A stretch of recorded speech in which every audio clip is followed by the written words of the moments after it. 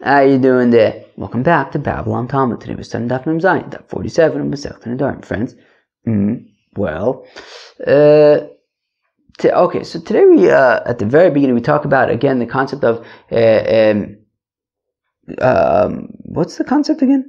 Adam osu davar shebershuso l'chsheyetze mershuso. You remember that concept? Interesting concept. We talk about that briefly, and then, we talk about, making stuff like usher in a vow. That's what we talk about.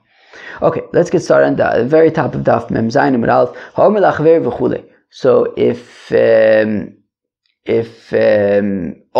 Reuven says to Shimon, I'm not going to get any benefit from, I'm not going to enter into your house, I'm not going to buy your field, and then Shimon either dies or he sells the field, so we say that Reuven can now go into the house, can now buy the field.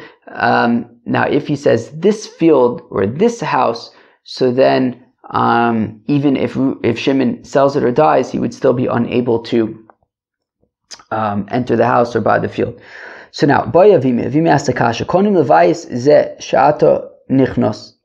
So what if it's a little bit different? Not that Reuven says, I'm not going to Shimon. It's not that Reuven says to Shimon, I'm not going to go into your house or buy your field. But if it's punkt fakir, if Shimon says to Reuven, you cannot come into my house, or you cannot, I'm sorry. So if he says, you cannot come into my house, meis o shemicharu la'acher mau.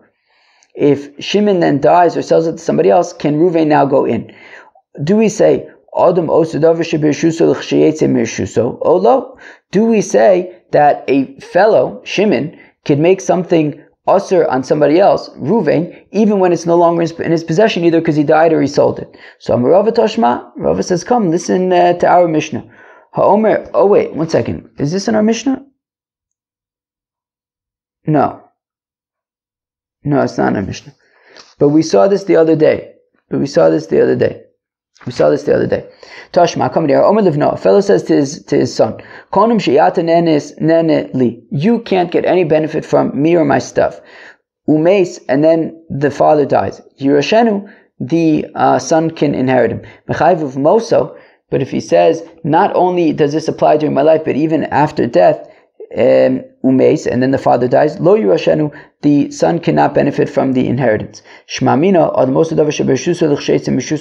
so we see that a fellow can make something usher, even when it's no longer in his possession, as we see that when he says b'chayvuv moso, the son cannot get benefit even after he dies. Now, when we saw it the other day, we actually rejected it because we said it specifically because it says b'chayvuv moso, but over here we don't seem to be rejecting it, interestingly.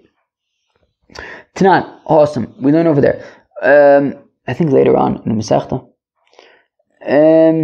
Konam peris ha'elu alai. Okay, I can't, right? These fruits are also to me like a korban.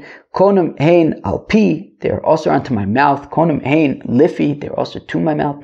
Also, b'chilufein v'geduleim. Not only are the fruits also, but also if you swap them for other things, so that those swapped items are also uvigidulein, or if you plant these, the seeds from these fruits and then they grow into other fruits, those are oichet also.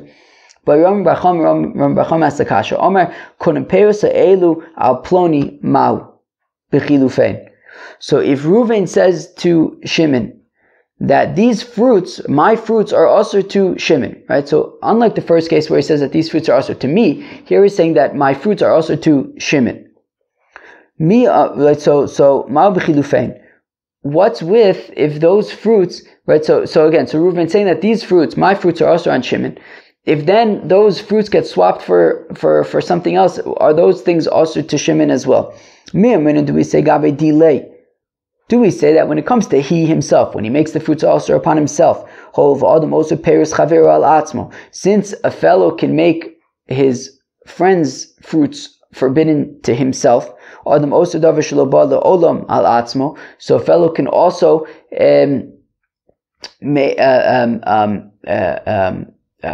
make something that has not yet come into being, i.e. the switching didn't happen yet, can make that also upon himself as well, right? So since we see that things that are coming from externally, he can make also upon himself, right? He can make asr his friend's fruits upon himself. He can also make asr davar shelo ba la'olam, right? The switching didn't happen yet, so that also he can make asr upon himself.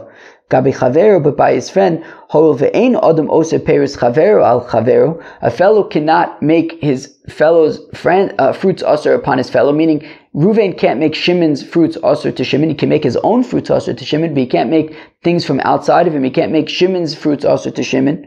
So ein adam oser davar shelo ba la'olam al chaver. So you also can't make asr something that hasn't yet come into being yet, right? The switching didn't happen yet.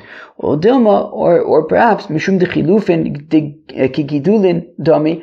Or maybe we say that swapping something is like if you take the seeds and you plant them, and then these exact seeds are growing into something new, and they would be asr. Lo shnahu v'lo shna chaveru, and regard, right? Doesn't matter if it's himself, right? If he's making these fruits asr to himself, he'd be asr not only by the chilufin but also by the gidulin, because the chilufin are like gidulin, and therefore also when he says that his fruits are asr to Shimon, so not only is Shimon asr to the fruits, but also anything that, right, if fruits grow from the seeds of these fruits, and also if you swap anything for these fruits, all of that would be asr. It doesn't matter if Reuven's making it asr to himself or if he's making it asr to Shimon.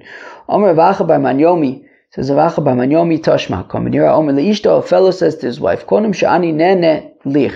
I'm not going to provide any benefit to you anymore. Lova, nonetheless, she can take out a loan from Shimon, right? Reuven says to his wife that she can't get any benefit from him, but she can nonetheless go to Shimon, take out a loan. And then Shimon goes back to Reuven and says, Reuven, I just lent money to your wife, pay me back. My time, how come Shimon can go back to Reuven and reclaim that money, and it wouldn't be considered a violation of his vow? Is it not because when you switch something, it is not considered like you're something that grows directly from it, and therefore, right, this money, right, that she's borrowing and then they're asking it back from Reuven, it's not considered like the money itself, and therefore it would be considered permitted. Maybe we're saying no, l'chatchila you really shouldn't do this. It's only b'di'evid that it's okay. Ela tashma, rather come in here. I'm mekadesh ba'orla. If a fellow is mekadesh woman with orla, you can't get any benefit from orla. Ain't mekudeshes, since she's not mekudeshes mecharim. But if he sold them, v'kidesh b'demein, and then with the money, which is chilufin, he was mekadesher. Harei mekudeshes. She's mikudeshes, so we see that the chilufin are not considered like the gedulin. Maybe we're saying no, l'chatchila you can't do it, but only b'di'evid it works. Friends, that was Daf Mem Zayin of Masechta Nedarim. Hope you enjoyed. Peace out.